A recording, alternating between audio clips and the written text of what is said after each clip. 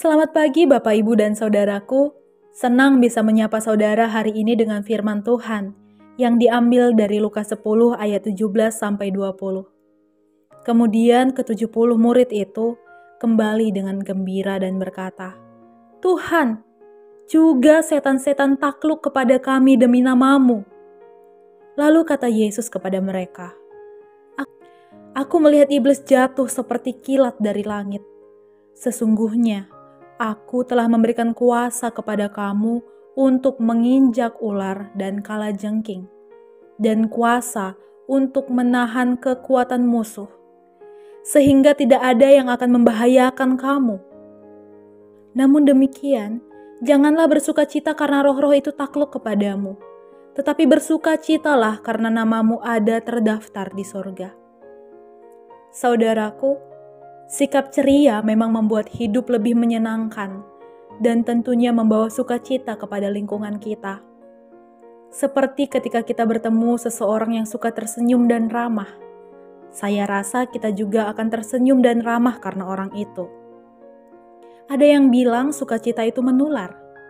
Salah satu buktinya adalah ketika seorang penumpang di kereta api dengan sengaja tertawa kencang.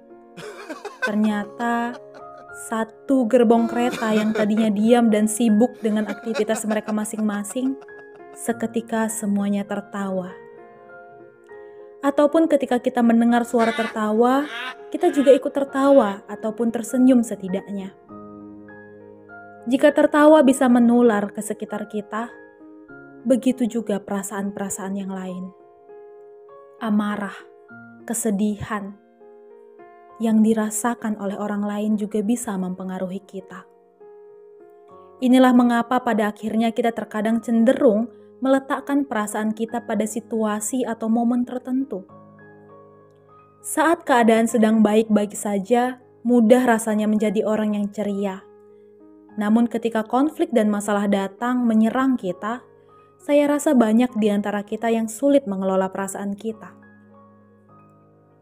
Di tengah situasi global yang masih dibayangi pandemi COVID-19, perekonomian yang sangat sulit, dan masih banyak masalah lingkungan yang ada di sekitar kita yang dengan mudah merenggut sukacita kita. Namun memang ada orang yang memiliki pembawaan yang bisa selalu ceria dalam kondisi apapun. Seakan ia tidak pernah merasakan kesedihan. Namun ada yang berkata bahwa keceriaan bisa dilatih dan ditumbuhkan. Saudaraku, sejatinya sukacita itu lahir dari hati kita. Kita pasti akan kesulitan jika meletakkan sumber sukacita kita pada situasi tertentu atau bahkan kepada orang lain. Sukacita juga bukan semata-mata sifat bawaan, melainkan juga merupakan hasil dari keputusan pribadi kita. Kita akan mudah kecewa jika kita meletakkan sukacita kita pada orang lain ataupun pada situasi tertentu.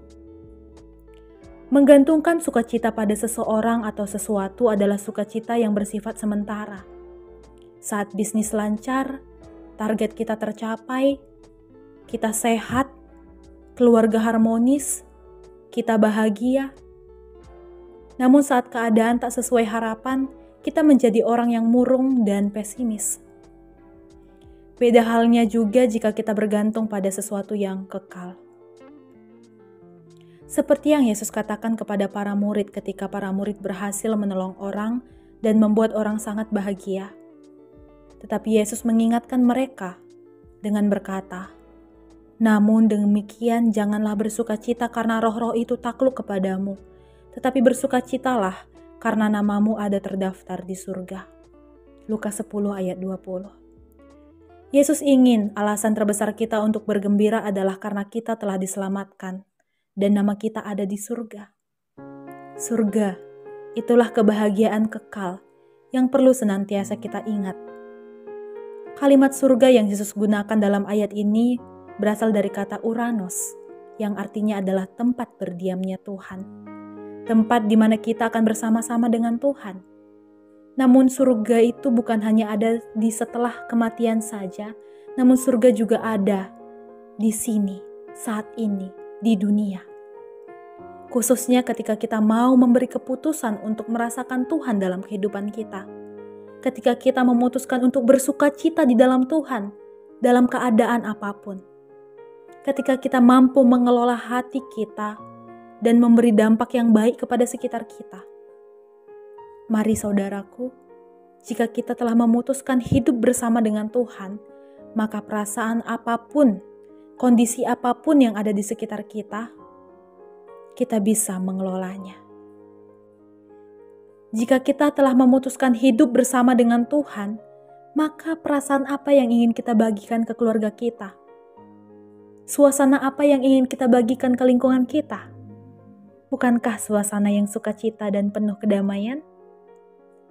Saudaraku, semangat menjadi berkat. Tuhan memberkati kita sekalian.